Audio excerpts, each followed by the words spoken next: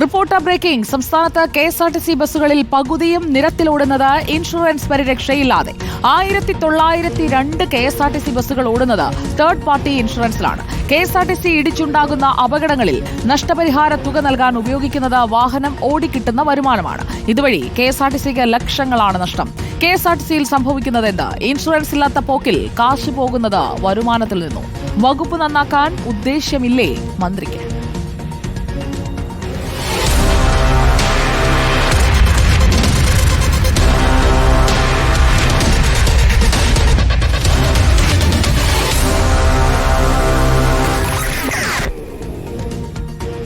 അലി അക്ബർ ഷാ നമുക്കൊപ്പം എത്തുന്നു. Good morning Ali Akbar Shah.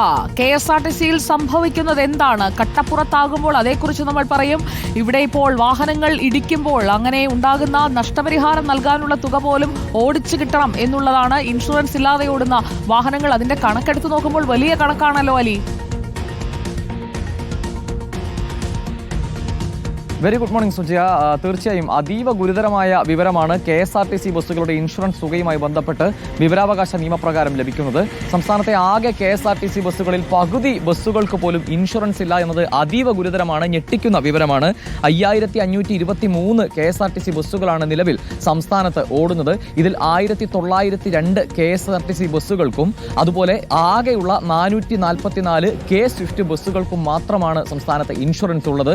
ആ ഉള്ള ഇൻഷുറൻസ് തന്നെ തേർഡ് പാർട്ടി ഇൻഷുറൻസ് ആണ്. അതായത് പൂർണ്ണമായ ഇൻഷുറൻസ് പരിരക്ഷ ഇല്ലാതെയാണ് ആകെ ഇൻഷുറൻസ് ഉള്ള വാഹനങ്ങൾ പോലും ഓടുന്നത്. അപ്പോഴും ഈ ആകെയുള്ള ബസ്സുകളുടെ എണ്ണത്തിന്റെ പകുതിയോളം പോലും എത്തുന്നില്ല ഈ തേർഡ് പാർട്ടി ഇൻഷുറൻസ് എങ്കിലുമുള്ള ബസ്സുകളുടെ എണ്ണം എന്നത് വളരെ ഗുരുതരമായ വിഷയമാണ്, ഞെട്ടിക്കുന്ന വിഷയമാണ്. ഇതിൽ ഏറ്റവും പ്രധാനപ്പെട്ട കാര്യമെന്ന് പറയുന്നത് നിരന്തരമായ അപകടങ്ങൾ സംസ്ഥാനത്തിന്റെ വിവിധ ഭാഗങ്ങളിൽ നിന്നും നമ്മൾ റിപ്പോർട്ട് ചെയ്യുന്നതാണ്. KSRTC ബസ് ഇടിച്ചുള്ള അപകടങ്ങൾ, അതുപോലെ ഒരു ഘട്ടത്തിൽ K-Swift വ്യാപകമായി ഇടിച്ചുള്ള അപകടങ്ങളെല്ലാം റിപ്പോർട്ട് ചെയ്യുന്ന സാഹചര്യം ഉണ്ടായിരുന്നു.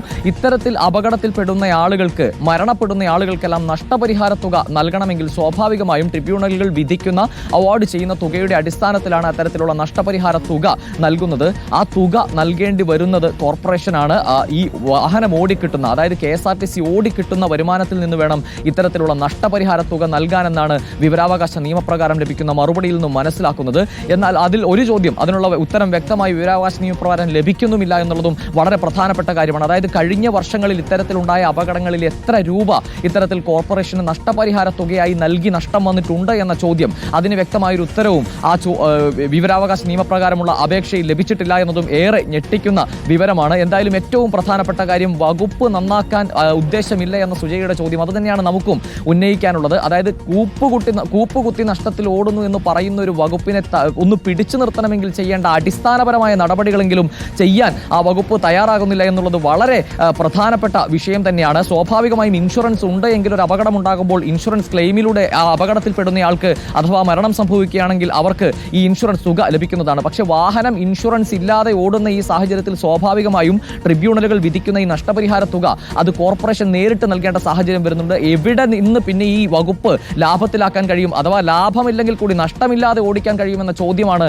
ഈ വിഷയത്തിലെല്ലാം ഉയർന്നത്. എന്തായാലും അടിയന്തരമായ നടപടി ഉണ്ടാകേണ്ട വിഷയമാണ്. സംസ്ഥാനത്ത് ഇന്ന് ഓടിക്കൊണ്ടിരിക്കുന്ന KSRTC ബസ്സുകളിൽ പകുതി ബസ്സുകൾക്ക് പോലും ഇൻഷുറൻസ് ഇല്ല. ആകെ ഓടുന്ന 5523 ബസ്സുകളിൽ 2346 ബസ്സുകൾക്കാണ് K-Swift ഉൾപ്പെടെ ഇൻഷുറൻസ് ഉള്ളത്. ആ ഉള്ളതും തേർഡ് പാർട്ടി ഇൻഷുറൻസ് ആണ് സുജയ. ഓക്കെ, ലക്ഷങ്ങളുടെ നഷ്ടത്തിലാണ് KSRTC ഓടിക്കൊണ്ടിരിക്കുന്നത്. അലി അക്ബർ ഷായാണ് വിശദമായ റിപ്പോർട്ട് പ്രേക്ഷകരിലേക്ക് എത്തിച്ചത്.